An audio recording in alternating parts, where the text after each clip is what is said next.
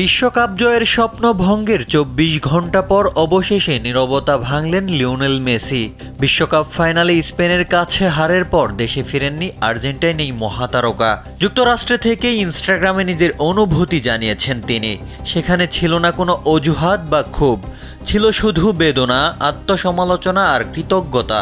Messi লিখেছেন, এই ক্ষত সারাতে সময় লাগবে, খুব কষ্ট হচ্ছে, তবে হতাশার মাঝেও দলের অর্জনের কথা মনে করিয়ে মেসি বলেন, আমরা বিশ্বের সেরা দলগুলোর একটি।